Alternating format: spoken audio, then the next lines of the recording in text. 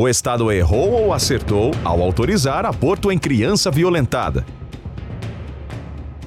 Começa agora mais um Rig da Pan Distância. A pandemia pegando, a gente cumprindo aqui o nosso papel, e hoje teremos um convidado, Fernando Holliday, vereador que vai tentar a reeleição e é um árduo crítico aí do aborto, e hoje o tema é o aborto daquela criança de 10 anos que foi estuprada por um tio e que passou por um aborto em Recife e causou toda uma comoção aí, um pessoal mais fundamentalista religioso e outros nem tanto fundamentalistas assim, foram lá criticar, alguns pararam em frente ao hospital para pressionar o médico, chamaram o médico que ia fazer o aborto de assassino. Então, esse é um teminha polêmico. Bom, Holliday, eu vou passar logo a bola para você, já que você é o convidado, mas eu quero saber o seguinte, vou fazer uma pergunta provocativa. Pedofilia para fins reprodutivos é permitido? Olá, Guga, olá a todos os telespectadores. Esse caso, ele é um caso assim que mexe com todo mundo, né? Mas já respondendo a sua pergunta de cara, evidentemente que não.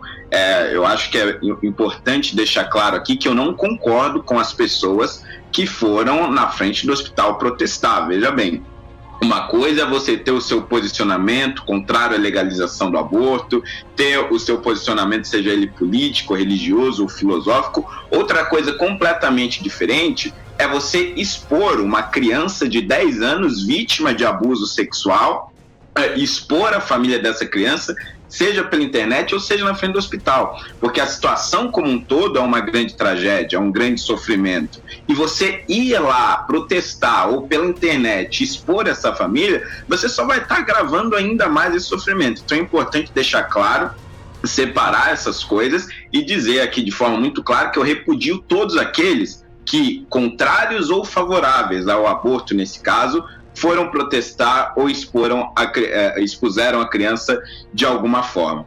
Agora, outra coisa que também precisa ser dita.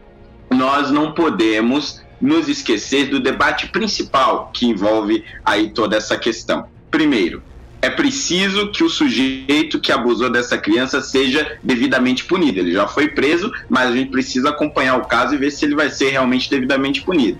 E a criança de 10 anos já passou por um trauma imenso, independente se ela tivesse abortado ou se tivesse tido a criança, o trauma já estaria feito, né? Ou seja, ela precisa ter ali uma assistência social, um atendimento psicológico. Agora, o debate que se faz é: a criança que ela estava gerando de 5 meses e alguns dias já era ou não era uma vida? Houve ou não houve uma morte? Eu defendo que houve uma morte, mas existem dois casos diferentes quando nós tratamos de aborto. Um, quando você tem a vida da mãe em risco. E aí nós não estamos necessariamente falando de o médico matar alguém. É como ele chegar numa emergência onde você tem diversos pacientes gravíssimos e ele tem que escolher algum ali para atender em determinado momento. Não necessariamente ele está matando os outros, mas está priorizando uma vida. E existe o caso onde o aborto é feito ali por outras razões, etc., e aí merece uma discussão maior. Acredito que essa é a minha introdução. E aí, Kim, você sempre foi um crítico do aborto, mas nessa agora você está a favor ou está contra? Olha, até onde eu li, né, nesse caso, é o caso que o Holliday colocou por último agora, né, um caso que colocava em risco a vida da mãe. Nesse caso é exatamente como ele colocou, é como se você tivesse vários pacientes em estado gravíssimo e você tivesse que escolher efetivamente aquele que vai viver, né. A criança, e aqui eu falando da menina, é uma pessoa já com uma vida, não vou falar uma vida consolidada, porque eu estou falando de uma criança de 10 anos, né? Mas é uma pessoa que já tem relações interpessoais, que já tem sonhos, já tem anseios, né? E nesse caso, né, a gente não está fazendo uma decisão em haver uma morte ou não haver uma morte, né? Eu também, como Holliday, sou contrário ao aborto, mas aqui a gente está falando em escolher entre quem vai morrer, né? E nesse caso eu sou favorável, eu acho que a vida da mãe deve ser preservada, ou mesmo a própria escolha da mãe, né? Se a mãe decide ter o filho, né, mesmo arriscando a própria vida, também essa escolha deve ser respeitada. Agora, o grande ponto central, né, da discussão sobre o aborto é onde a vida começa, né? não existe consenso científico sobre isso, né? Quem defende que o aborto possa ser feito ali até, salvo engano, os 3 primeiros meses, não sei se é o seu caso, Guga, acredita que por não ter o sistema nervoso, né, não se trata de uma vida e, portanto, você poderia cometer o aborto sem problema nenhum, porque você não está falando de uma vida, você estaria falando, algumas pessoas utilizam essa expressão, né, de que é um aglomerado de células. Não existe consenso na comunidade científica sobre isso. Isso tirando completamente a questão religiosa do debate. Não existe consenso científico, né, biológico sobre o início da vida, efetivamente, e também filosoficamente falando, né, porque você tratar na filosofia sobre o debate, né, do início da vida do ponto de vista imaterial também não tem nada de religioso. É uma discussão também científica, é uma discussão filosófica, e que, na minha avaliação, se você não tem consenso, um dia esse consenso pode chegar. Um dia a gente pode realmente cravar, olha, a vida começa no momento X, né? A partir dali tem um ser humano. Enquanto não houver essa segurança, eu não acredito que você deveria legalizar o aborto em casos que não tem risco de vida para a mãe, mesmo porque você aí efetivamente estaria falando de um assassinato. Ainda que, para quem defenda isso, não seja um assassinato, porque a grande discussão não é matar ou não matar, a grande discussão é ou não é uma vida. Eles têm essa discussão antiga. No Reino Unido, eles permitem o aborto, ou permitiam pelo menos até pouco tempo atrás, o aborto até 24 semanas. E segundo estudos, eles, claro, que fizeram uma série de estudos, porque quem é anti-aborto trava sempre essa discussão a partir de quanto a vida é gerada. Eles diziam que com até 24 semanas o bebê não sentiria dor, porque ainda o cérebro não estaria totalmente formado, né? Então, mesmo que o sistema nervoso estivesse em parte formado, como o cérebro não estava todo formado, ele não sentiria dor, ele também estaria no estado de quase que uma dopação, estaria dopado dentro do útero, induzindo a uma espécie de coma, de sono profundo, ele não sentiria dor, e por isso eles chegam até a esse período de 24 semanas. A questão é a seguinte: no Brasil a gente tem uma em cada 5 mulheres até 40 anos que passam pelo aborto.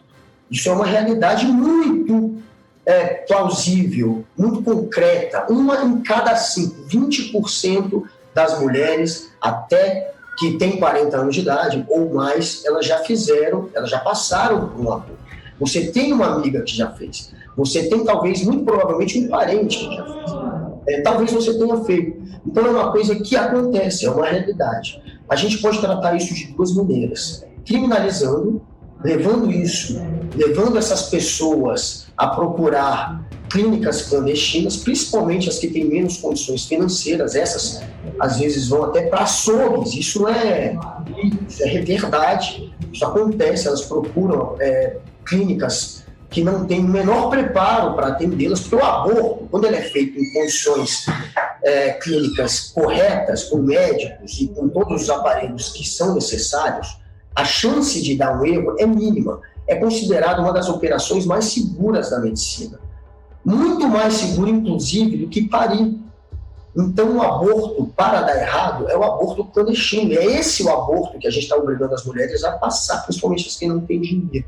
Porque a gente proibiu, porque a gente inventou uma lei em que a gente marginaliza quem tem que passar por isso. Mas é uma realidade.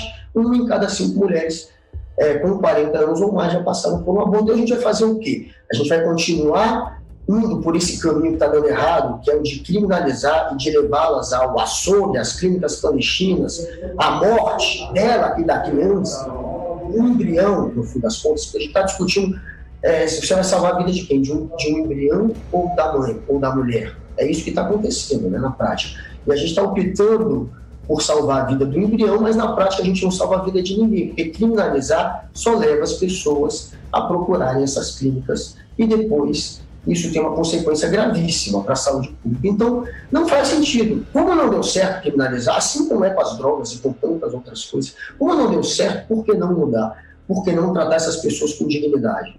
E é isso que eu pergunto agora para você. Holiday, se é uma realidade, por que não tratar isso como uma realidade? E não fingir que, não, vamos proibir, querer tapar a peneira é uma coisa que está escancarada. Antes do Rolly falar, só queria colocar um ponto, só muito breve, 30 segundos sobre a fala do Guga. Colocar que é legítimo, né, você abortar até 24 semanas porque o feto não sente dor é a mesma coisa que você falar que eu posso aplicar anestesia geral numa pessoa e matar ela depois porque tá tudo certo, ela não vai sentir dor, né? Esse é um argumento bastante tortuoso. Eu concordo que todo mundo que é contra o aborto, a maioria absoluta, tirando os fundamentalistas religiosos, você e o Holliday, são pessoas favoráveis à vida, eu não tenho a menor dúvida. E é por isso que eu estou perguntando isso, porque na prática, vocês estão com esse discurso levando as pessoas à morte, por mais que seu objetivo seja o outro. Mas a prática é essa, a gente tem o aborto acontecendo, com a proibição a gente leva essas pessoas à morte, inclusive o feto que estaria ali dentro. Eu sei que a gente parte do mesmo pressuposto, de querer salvar vidas. Agora, essa narrativa de querer criminalizar, ela não deu certo. Para que continuar com isso, Holliday? Vamos lá. Bom, acho que a sua fala ela tem duas partes aí interessantes. A primeira, acho que o Kim já disse, né? Em torno aí do feto sentir dor, ter consciência ou não ter consciência. É por isso que eu considero que o debate sobre o aborto, ele mais do que científico, ele é essencialmente filosófico, porque a questão é o que faz de você um ser humano. Porque se nós dissermos que é a consciência, a capacidade de pensar, de dizer, etc., qualquer pessoa que já nasceu e tem algum tipo de defasagem intelectual seria menos humana do que os outros? Acredito que não. Ou uma pessoa sob anestesia poderia ser morta em contrapartida a outra pessoa que está acordada? Também acredito que não. Então, eu acredito que o debate aqui ele é mais filosófico. A grande questão é, se colocam uma caixa diante de você e uma faca na sua mão, uma caixa fechada, e dizem, olha, pode ser que nessa caixa tenha ou não tenha um bebê. E você tem o poder aí de enfiar essa faca ou não enfiar essa faca. Então, se você tem dúvida se existe uma criança ali dentro ou não, eu particularmente acredito que se você é o Estado, você não deve enfiar a faca. Na dúvida, você deve preservar a vida que estaria ali dentro. E é por isso que eu tenho um posicionamento de que o mais seguro é admitir que existe vida a partir da concepção. A segunda parte é referente às clínicas clandestinas e ao aborto acontecer de qualquer maneira. De fato, isso é uma realidade, isso acontece. Quem é rico consegue abortar em clínicas devidamente higienizadas, com equipe médica, mesmo sendo ilegal. E quem é pobre vai parar em verdadeiros açougues. Acho que esse diagnóstico da realidade é perfeito, e infelizmente essa é a realidade que nós temos hoje. Mas a grande questão é, legalizar ou descriminalizar o aborto vai mesmo diminuir essas mortes? Será que realmente permitir com que o Estado mate esses bebês vai de alguma forma diminuir o drama dessas mulheres? Porque independente de onde o aborto seja feito, isso nós temos vastos estudos para comprovar, a mulher ainda assim vai passar por um trauma. E se há uma vida ali, como eu acredito, por toda a argumentação que aqui eu expus, existe uma vida, ainda assim crianças inocentes estarão sendo mortas. É a mesma coisa da gente fazer aqui um diagnóstico sobre a realidade da violência urbana no Brasil. Mais de 60 mil pessoas morrem por ano no Brasil, mais do que se matou na guerra do Iraque. A grande questão é, legalizar o homicídio vai resolver isso de alguma maneira? As pessoas vão morrer menos porque agora que é legalizado eu vou ficar dentro de casa porque aí não vão me matar? Acredito que essa não é a solução. A solução é o Estado fazer campanhas fortes contra essas clínicas, realmente fazer uma perseguição drástica e punir drasticamente quem mantém essas clínicas e mostrar para essas mulheres que muitas vezes estão desesperadas, não sabem o que fazer com a sua gravidez, que existe outra saída. Existe a saída da assistência social, existe a possibilidade de entregar o seu filho à adoção, existe a possibilidade de se ter um tratamento psicológico, como várias ONGs pró-vidas já têm feito, não só no Brasil, mas como no mundo. Kim, você não acha que, no fim, isso não parece ser mais do mesmo? Não é isso que a gente já tem feito ao longo de décadas? A gente tem uma legislação que sim, que persegue as clínicas que, não sei na prática como está funcionando, mas na teoria, a gente tem sim esse poder do Estado de perseguir as clínicas clandestinas, a gente proíbe, criminaliza, faz campanha tentando orientar a ter filho, inclusive esse governo é muito voltado para isso, mas a gente não tem resultado positivo. Que se não tiver, a dúvida é essa, né? Quando que tem a vida, quando que é a vida. Agora, até 3 meses é um embrião, e é muito complicado você tentar se colocar contra isso. Se está pegando fogo, fizeram até essa pergunta no vídeo, foi muito interessante para as pessoas na rua, para gerar esse debate depois do estupro da criança. Mas se está pegando fogo numa clínica de reprodução, o que você faria? Você salvaria a mulher que está lá dentro ou você pegaria 10 frascos de embrião para salvar os embriões? Porque no fim, até 3 meses, não tem como se discutir isso. É um embrião. Você permitiria, você admite algum tipo de aborto até 3 meses ou nem isso, Kim? Não, eu admito no caso de risco de vida para a mãe, né? Porque aí, efetivamente, a gente não está falando sobre, como eu coloquei, você está contrapondo 2 vidas, né? Você não está falando, não existe nenhuma possibilidade de salvar ambas, né? Aí, nesse ponto, quando há risco de vida para a mãe, eu sou favorável. Agora, eu acho que existe uma diferença fundamental para a questão das drogas, porque o uso individual de droga, né, e aqui minha visão pessoal, liberal, é de que eu não estou causando mal a ninguém, né, ao utilizar uma droga sozinho, né, eu estou causando mal a mim mesmo, aliás, né, então estou numa completa liberdade individual, né, não há nada de moralmente ou socialmente errado, nenhum dano causado à sociedade quando eu utilizo a droga apenas em mim mesmo, né, diferente da questão do aborto, né, que eu acho que essa é fundamentalmente a diferença. Em relação à efetividade de política pública, existe um trabalho incipiente e que poderia ser catalisado por políticas públicas de assistência socioeconômica para essas mães que, no desespero, buscam clínicas de aborto, né? Inclusive, uma que eu conheço há algum tempo e apoio e faço doações, que é a Associação Guadalupe de São José dos Campos, que é uma associação que acolhe essas mães, né, dá o conforto, né, o carinho para elas que precisam no momento de dificuldade, o apoio psicológico, o apoio social, né, o enxoval, né, ajudam essas mães a gerar renda, né, para sustentar esse filho posteriormente. E se no final das contas a decisão é por não manter o filho, encaminham, né, para que seja adotado. Então, acho que existem políticas públicas que não são adotadas, nunca foram adotadas, né, é uma coisa que fica muito no terceiro setor, que fica muito na caridade, que fica muito no voluntarismo, né, de pessoas que são, né, da causa pró-vida, mas que não são institucionalmente mantidos como nunca foram com política pública. E outro ponto também é a promoção de métodos contraceptivos, que é uma coisa que, por mais que a gente já veja no carnaval, por exemplo, muita propaganda, né, para usar camisinha, eu ainda acho que é uma política insuficiente, né, sobre conscientização, sobre o uso desses métodos contraceptivos, porque no final das contas, na minha avaliação, não existe isso, tirando casos de violência, claro, como violência ou grave ameaça. Não existe gravidez acidental, né? Eu nunca engravido. A partir do momento que eu tenho uma relação sexual, né, eu como homem ou a mulher, quem quer que seja, você está assumindo a possibilidade de ter um filho, né, de ter uma criança.